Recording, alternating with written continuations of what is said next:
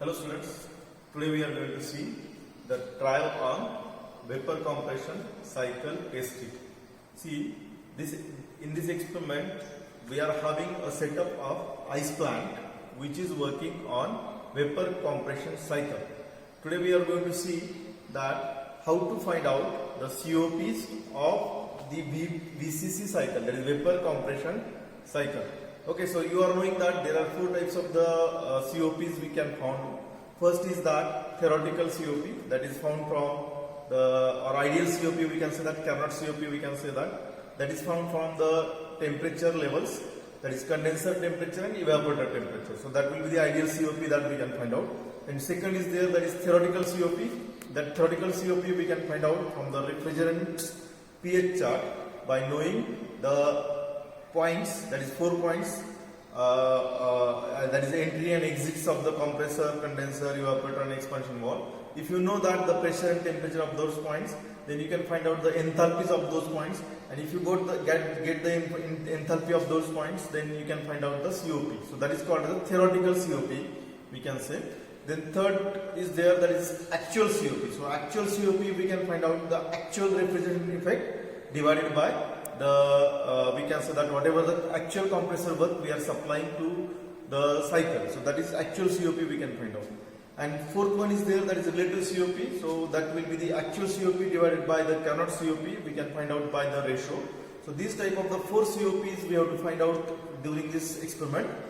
Now for this experiment we are having a ice plant model in which we are going to have the vapor compression cycle. Okay, now you are knowing that in ice plant we are manufacturing the ice. Okay, so by cooling the water you are manufacturing the ice. So for that purpose, see, we are having this as a basin, or we can say that in this we can say that container we will have the brine solution. Brine solution is a secondary refrigerant which is used to transfer the heat from evaporator to that water. So this is actually the container in which you will keep the brine solution, and in that brine solution this type of cans are fitted. These cans will have the water. So the volume of this can will gives you that how much water you are going to convert into the ice, and that you can find out the mass of ice manufactured in a single can. So you can see that there are 6 cans in one row and 6 cans in another row. So we can find out the 12, we are having the 12 cans, ice cans, and from the 12 ice cans we can manufacture the ice. So this is one of the simple ice plant we are having, and we can see that we are keeping these cans in a brine solution, and that brine solution is circulating with the help of the stirrer. So there is a stirrer motor which will stir the brine solution so that heat transfer will be proper.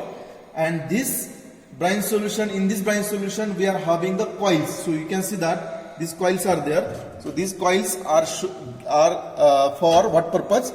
These coils are there, that is nothing but the evaporative coil. So through these evaporative coils the refrigerant is flowing. So refrigerant is continuously flowing through that, and we are having that refrigerant in it. So that is the evaporative coil we can have. Okay, so this is what the setup for, we can say that, for manufacturing the ice. And once we start this, then we will keep this closed so that the ice will be formed, and we will note down the readings for certain time.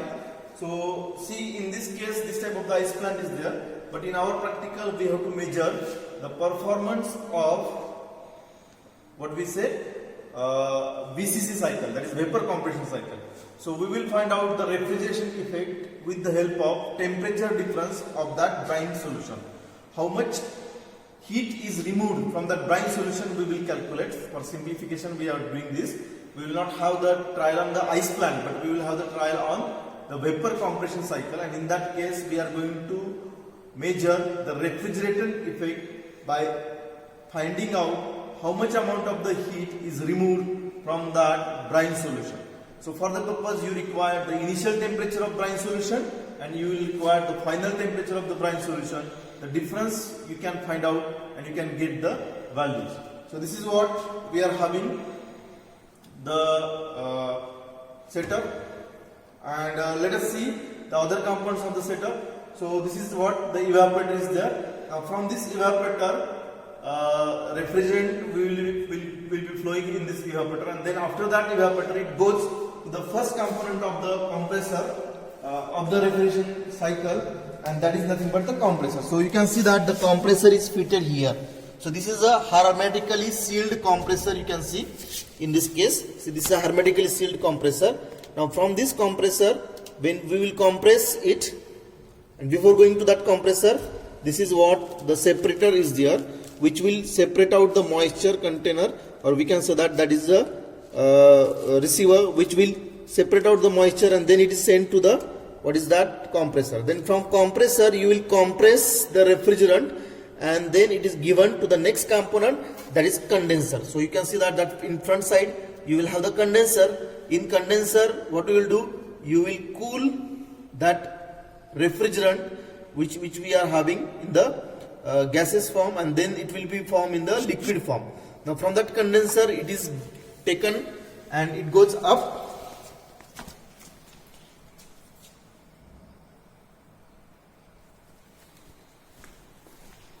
It goes up. Now here it is coming.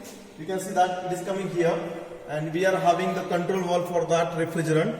Then there is one dryer, and from there it goes to the flow meter. Okay, so this is a flow meter which will measure the refrigerant's flow. Actually we are not requiring any readings for this because we are not going in detail for this. And then it is given to the expansion valve. Then it gets expanded, and that this is what capillary tube you can see. You can see that this is a capillary tube, and through this capillary tube it is expanded and it is given to the air, we can say that evaporator. So likewise the cycle is completed in the vapor compression cycle. Okay, the cycle is completed in the vapor compression cycle. Now what are the readings you required, that I want to explain you now. So how to take the readings for calculation of the COPs. So for first COP, that is the ideal COP or Carnot COP, we need the temperatures of evaporator and temperatures of the condenser. And for that purpose we are having the sensors which are fitted in the temperature condenser and evaporator, and we can note down it with this temperature indicator. So there are 4 readings you have to note down actually for complete practical, but for Carnot COP you can have the only 2 readings we will take out of that. Then for theoretical COP, what you need the pressures and temperatures of the condensers.